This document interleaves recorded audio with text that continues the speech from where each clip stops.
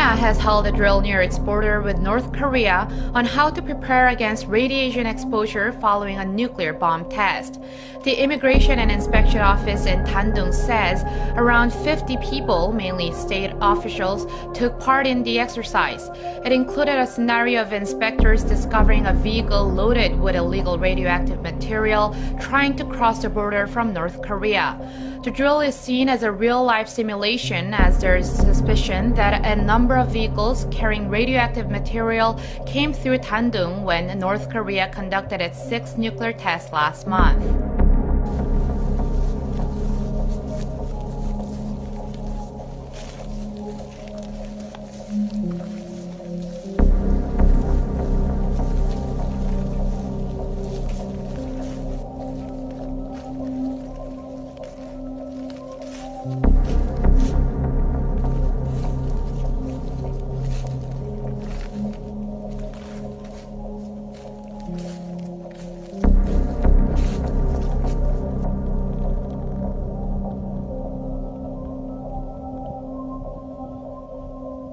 Jose, good evening. Tonight, what amounts to a tense standoff between North Korea, where I am now, and Washington. The North Korean foreign minister vowing that this country will continue its nuclear program, while joint exercises between the US and South Korea off the coast here just wrapped up. Exercises that the North Koreans consider an extreme provocation. We came here to try to assess the views of ordinary North Koreans. And while dissent is frowned upon here, what we found are many people who say they want peace but are ready for war, even a nuclear war with America.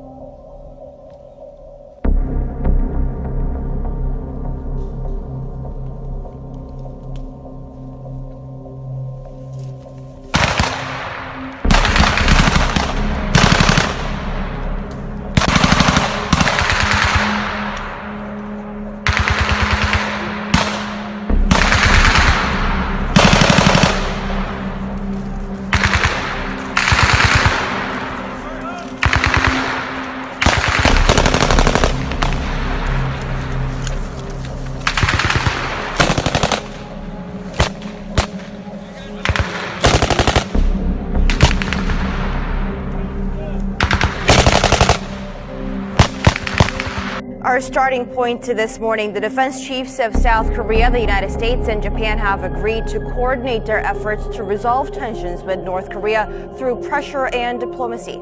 They also vowed to maintain a high state of readiness against any further provocations from Pyongyang by holding joint military drills. Our Yoo Jun-hee starts us off. Seoul's Defense Minister Song Young-moo met his U.S. and Japanese counterparts, James Mattis, in Itsunori Onodera, on the sidelines of the ASEAN Security Forum in the Philippines on Monday. There, the three defense chiefs agreed to support trilateral efforts to address the North Korean nuclear issue through maximum pressure. They also recognized the need to heighten their military posture by continuing to hold trilateral, ballistic missile warning, and anti-submarine warfare drills in light of the regime's growing threat. Seoul's defense chief stressed, however, that South Korea does not want to engage in conflict with the North and that it was prioritizing a peaceful solution to the crisis. But he warned that if Pyongyang were to use military force on its country, South Korea would be forced to take strong action. We understand the weight of engaging in a war as such. We would make all efforts necessary to resolve the issue in a diplomatic and economic way. Tokyo's defense minister, in comparison, adopted a much tougher tone on Pyongyang for its recent provocations, including a pair of missile launches that flew over Japanese territory. Onodera sounded the alarm on North Korea's growing nuclear and ballistic missile capabilities and endorsed Washington's view to consider all options on the table. The threat posed by North Korea has grown to the unprecedented, critical and imminent level. Therefore, we have to take calibrated and different responses to meet with that level of threat. Other ASEAN ministers at the meeting also expressed concerns about escalating tensions on the Korean peninsula. They called on all parties to exercise restraint and work towards resuming dialogue for the peaceful denuclearization of North Korea.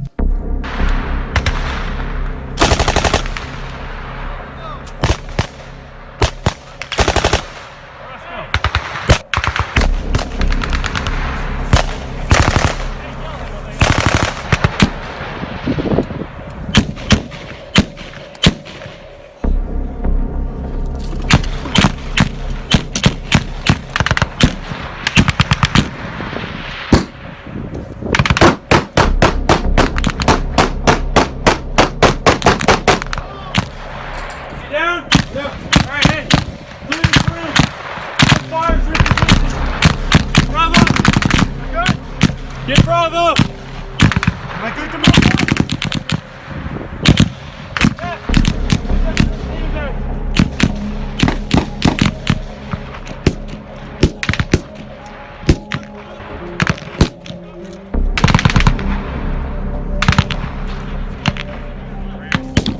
Get in the building, tighten up, go! Go!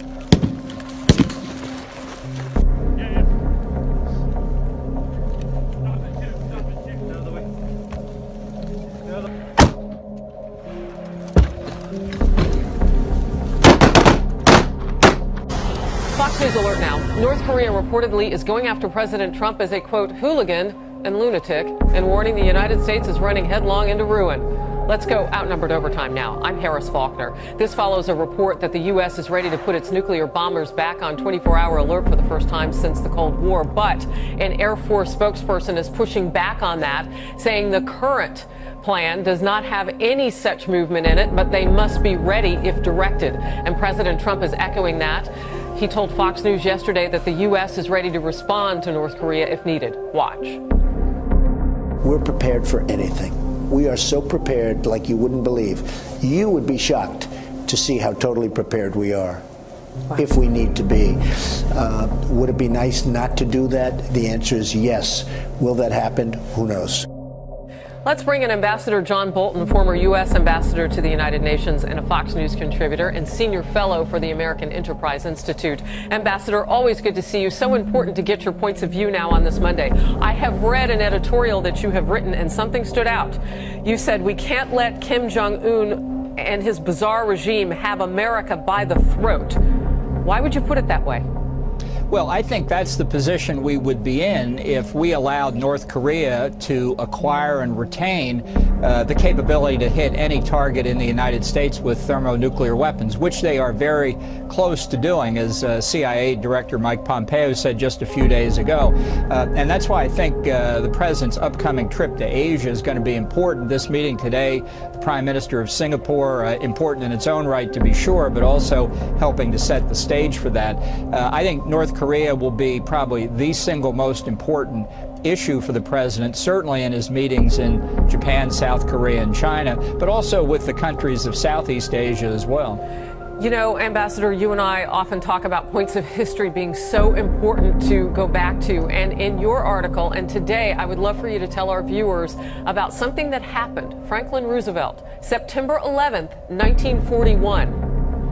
Well, you know, this was a period just obviously less than 2 months before the attack on Pearl Harbor, and President Roosevelt faced some very difficult decisions, and one of the decisions that he announced on that fireside chat on September the 11th was giving the U.S. Navy authorization to fire first at German submarines and warships, saying you don't wait when you see a rattlesnake poised to bite before you kill it, basically. And I think this is a lesson in preemption. It's a hard lesson. It's not one we want to face. But I think it's one the president needs to make clear to North Korea and to China that he's prepared to undertake, like Roosevelt did, to protect the interest of the United States. Hopefully there's still a peaceful way to get these nuclear weapons away from North Korea, but time is running out. That's the hard reality.